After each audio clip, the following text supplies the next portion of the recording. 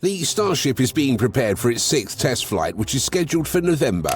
One of these preparations is the booster's static firing, which just took place. Despite this, we aren't exactly sure about the Starship's test launch. Did the S31 and B13 perform well in their pre-launch tests? Could they have been ready before the launch in November? What does the FAA have to say about this? I've got all the answers right here in today's video. Let's dive straight in. With the success of Starship's 5th test flight, SpaceX is moving at light speed in preparation for the 6th test flight. In fact, they have a date in mind, November 11th, 2024. However, as they work on repairs for the Starship, the Super Heavy boosters, the OLMA launch pad, and the Mechazilla towers, can SpaceX realistically meet this deadline? That's the question everyone is asking. Before we answer this, don't forget to subscribe and share this video with your fellow space enthusiasts. By joining us, you'll receive the latest updates on every mission, breakthrough, and discovery in space. So, if you're excited to explore the cosmos together, give this video a thumbs up. New developments at Starbase indicate that the November 11th date is actually quite feasible. Among these developments, the booster for the 6th flight, B13, has just completed its static firing. Yes, B13 just underwent its static firing test, which will determine how prepared it is for the launch in November. With the booster standing erect on the launch pad, the launch team and engineers prepared for a series of tests, not just on the booster, but also on the launch pad. The B13 static fire test that happened on Thursday, October the 24th, marked the first time all 33 Raptor engines were ignited simultaneously on the launch pad. The test was essential for validating the performance of the booster's engines and the entire vehicle system before an actual launch. The test also involved monitoring various parameters such as fuel flow, temperature, and vibrations to ensure that everything operated within safe limits. During the static fire, the booster was held securely in place by the Mechazilla chopsticks while the engines were fired. Engineers analyzed the thrust generated, evaluated engine performance, and noted any anomalies that occurred. The B13 performed excellently in the static fire, at least from the video we saw. The perfect ignition, the perfect burn, and the ideal dousing by the shower effect of the deluge system. At least 4 other tests were conducted, including a pneumatic proof test, a cryogenic test, a thrust vector control test, and an evaluation of the launch mount detonation suppression system. Let's go into detail on these tests. Other tests of B13. In the pneumatic proof test, the booster is filled with high-pressure gas, usually gaseous nitrogen, while it remains grounded. Engineers closely monitor for any leaks, weaknesses, or structural shifts as the pressure ramps up to simulate real flight conditions. Essentially, the test involves filling the booster's tanks, lines, and other components to their design limits or launch levels. During the cryogenic proof test, engineers fill the booster's tanks with liquid nitrogen at cryogenic temperatures, simulating the conditions the B13 would encounter when loaded with supercold liquid methane and oxygen fuel, SpaceX's signature Methalox propellant. The cryogenic proof test helps SpaceX ensure that the booster structure remains stable without any leaks or deformations under such extreme conditions. As the test progresses, the booster is pushed to its launch limits, providing engineers with insights into its durability and safety as it prepares for potential orbital flights. While you might think that the pneumatic proof test and cryogenic proof test are the same, there are remarkable differences between them.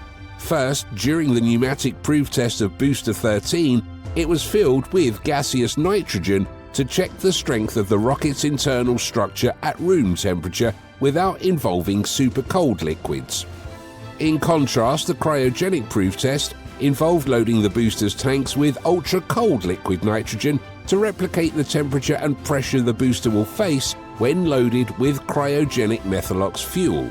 This test checks how well the booster can handle extreme cold, which can cause metals to contract and potentially create cracks or leaks. Now let's move to a more complex topic. The Thrust Vector Control TVC test of Booster 13 is crucial to ensure its 33 Raptor engines can precisely adjust and direct thrust during liftoff and ascent. This test involves maneuvering the nozzles of the engines in real time to simulate how they would steer the booster during flight.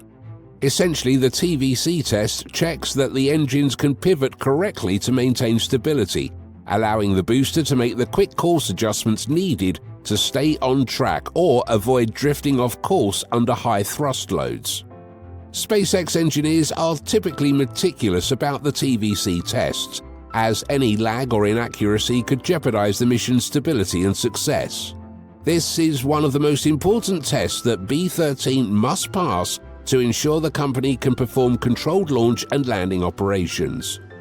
Finally, let's discuss the test performed on the launch mount detonation suppression system. While not specifically for the B13, this test is conducted to ascertain that Launch Pad A, which was used for the fifth test flight, can withstand the extreme heat and force generated by the rocket engines during ignition and liftoff.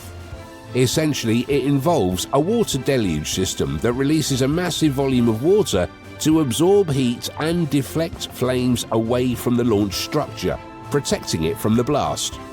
During tests of the launch pad, engineers evaluate the system's effectiveness in real time, simulating conditions similar to those during an actual launch of the booster. Speaking of OLM-A, the launch pad has undergone a couple of repairs following the fifth test flight in preparation for the sixth. Yes, SpaceX will use this same launch pad for both launches. Normally, the OLM-A isn't actually structured for multiple flights, and bearing the weight of 2 Starship Super Heavy combinations in less than a month, along with the individual weights of both the ship and the booster for tests. It's quite a lot for the OLM-A.